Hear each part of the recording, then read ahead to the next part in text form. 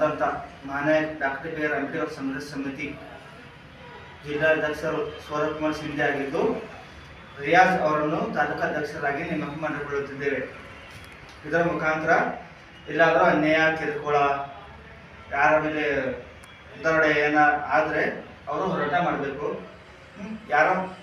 ಯಾರ ವೈಯಕ್ತಿಕವಾಗಿ ಯಾರ ಮೇಲೆ ಆದರೂ ಸಿಡಿದೇಳಬಾರ್ದು ಅಂತ ಹೇಳುತ್ತೇನೆ.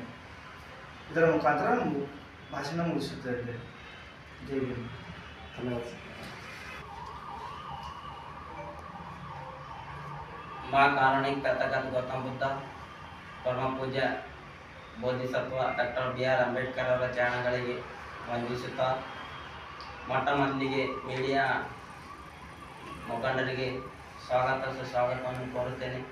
ಇವತ್ತಿನ ದಿವಸ ಮಹಾನಾಯಕ್ ಡಾಕ್ಟರ್ ಬಿ ಆರ್ ಅಂಬೇಡ್ಕರ್ ಸಂಘರ್ಷ ಸಮಿತಿಯ ಜಿಲ್ಲಾಧ್ಯಕ್ಷರಾದ ಸ್ವರೂಪ್ ಕುಮಾರ್ ಶಿಂದೆ ಅವರ ನೇತೃತ್ವದಲ್ಲಿ ಬೀದರ್ ತಾಲೂಕಾಧ್ಯಕ್ಷರಾಗಿ ಸೈಯದ್ ರಿಯಾಜ್ ಅವರನ್ನು ನೇಮಕ ಮಾಡಲಾಗಿದೆ.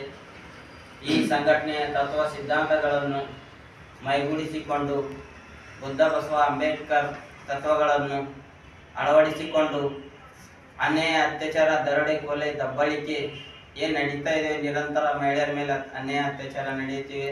ಇಂಥವೆಲ್ಲ ಕಡಿವಾಣ ಹಾಕಬೇಕು ಮತ್ತು ಕೂಡಲೇ ಏನೇ ಸಮಸ್ಯೆ ಇದ್ದರೂ ಸಮಸ್ಯೆ ಬಗೆಹರಿಸುವ ನಿಟ್ಟಿನಲ್ಲಿ ಏನದ ಜಿಲ್ಲಾಧ್ಯಕ್ಷರು ಹಾಗೂ ತಾಲೂಕಾಧ್ಯಕ್ಷರು ಏನದ ಕೆಲಸ ಮಾಡಬೇಕು.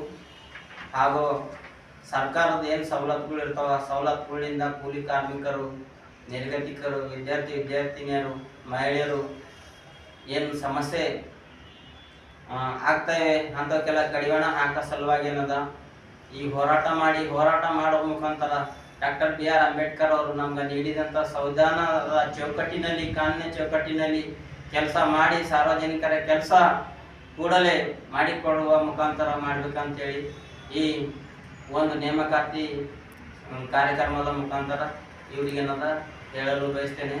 ಜೈ ಭೀಮ್, ಜೈ ಸಂವಿಧಾನ್, ನಮ್ಮ ಬುದ್ಧಾಯ.